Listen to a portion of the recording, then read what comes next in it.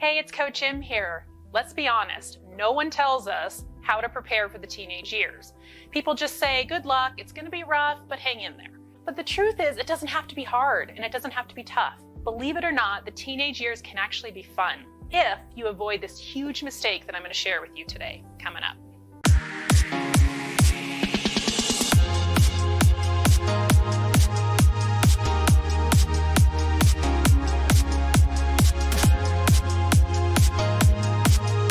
If you haven't already done so, if you could please hit that subscribe button for me. I believe that the powerful tools and strategies on this channel have the ability to help everyone live from the greatest version of who they are. And as you know, every subscribe button pushed, every like button pushed, and every comment helps YouTube's algorithm get this content out in front of more people. Thank you. Okay, so I want to know why no one tells us about the big shift that happens once our child enters the preteen and teenage years. It's as if we're just expected to wing it and hope that everything goes okay. We know there's a big physiological change that happens to our children, but no one tells us how we need to change and adapt to it, especially if we want to have any influence with our teenager. Well, I made a vow to myself that I would be the one to give parents the necessary tools to navigate these tricky waters. And anyone that knows me knows that I'm all about getting results. There's a lot of information out there telling us what to do, but not telling us really how to do it. So if you're like me and you want actionable tools to use, then lean into today's video. I've got some great tools to avoid a huge mistake that parents make when parenting their teenager. Okay, so this huge mistake that we parents make when our child transitions into those teenage years is we continue to be the manager instead of the advisor in their life. Okay, let's face it. For the entirety of our young child's life, we managed their lives for them. We managed who interacted with them, for the most part, who they got to see and engage with, what they ate, when they went to sleep, what clothes they wore, when they took a bath and brushed their teeth. We dictated all of it, didn't we? Granted, we gave them a few choices, but overall, it was our job to manage their lives to get them to this point. The problem is, when our child turned about 11 or so, things began to change. They started to mature a little more, wanting more and more autonomy, wanting to make their own decisions and explore their self-identity and their self-expression. But we didn't change with our preteen like we needed to. We stayed stuck in this managerial role, trying to force them to be who we wanted them to be. Now we're in the middle of the teenage years and we're perplexed at their attitude towards us. We're confused about their disrespect, their entitlement, and their rude behavior. And the simple answer to this is they needed us to expand our relational bubble with them. What does this mean? If you think back to when your teenager was an infant, you were their world. And what I like to call the bubble surrounding your relationship was tight and small. And as they became toddlers, your bubble grew a little bit, but not very much. They still needed you, yet they were able to do more things on their own. And as they entered the school age years, the bubble grew even a little bit bigger. But we still had quite a bit of control over their environment, right? Now, as they've moved into the teen years, we aren't expanding the bubble as much as we need to. We're not allowing them to have more choice, more responsibility, and more freedom. We're actually tightening and closing the bubble even more. Now, I can already hear what you might be thinking. I do give my teen more responsibility, and they don't act responsibly. Or if I give my teenager more freedom, they won't act responsibly.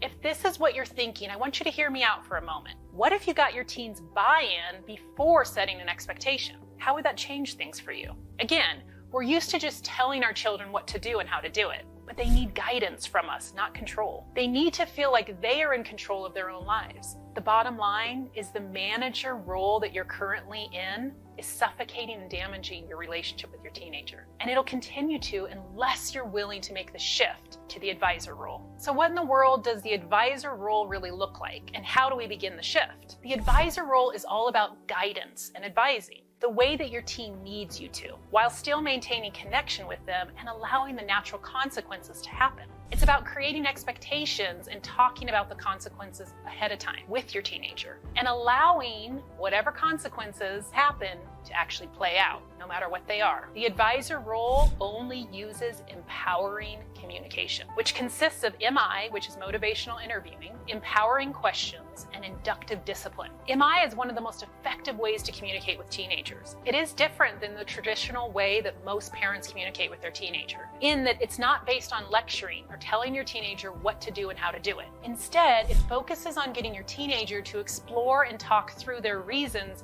for believing a certain behavior is okay or not. And I'll create a separate video on MI to help you see exactly what it looks like and how to start implementing it with your teenager. The advisor also uses the power of empowering questions. Empowering questions are your best friend when it comes to taking on the advisor role and deepening your relationship with your teenager. If you need help with what empowering questions look like, check out the video here, and it's linked in the description as well. And I also plan on doing another video where I go into more depth and show you examples of how and when to use empowering questions. So be sure to subscribe and hit that bell icon to get notified when I upload new videos. And the advisor role also uses inductive discipline rather than power assertive discipline.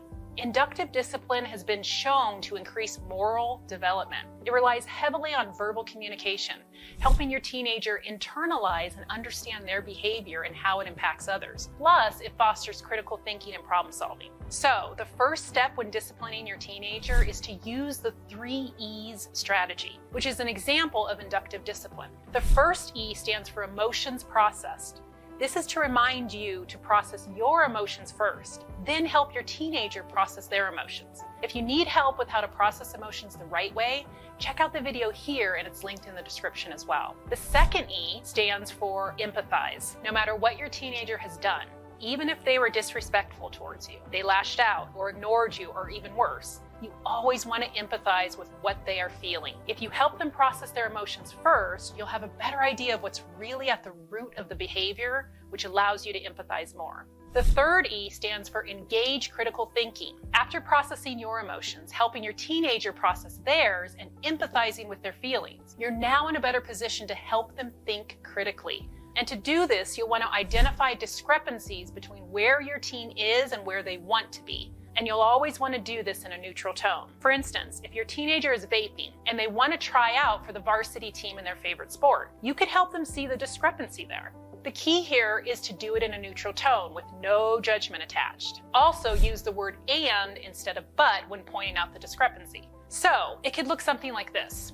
You've been vaping with your friends, and at the same time, vaping makes it harder for you to train for the varsity tryouts. I know working hard to try to make varsity is something that's really important to you. Then allow room for silence as your teen ponders the thought. Many times teens need an adequate amount of time to process the discrepancy. If after several minutes you don't get a response, you could say something like, vaping could really get in the way of the major goal that you have for yourself. Engaging critical thinking is crucial for behavior change in your teenager.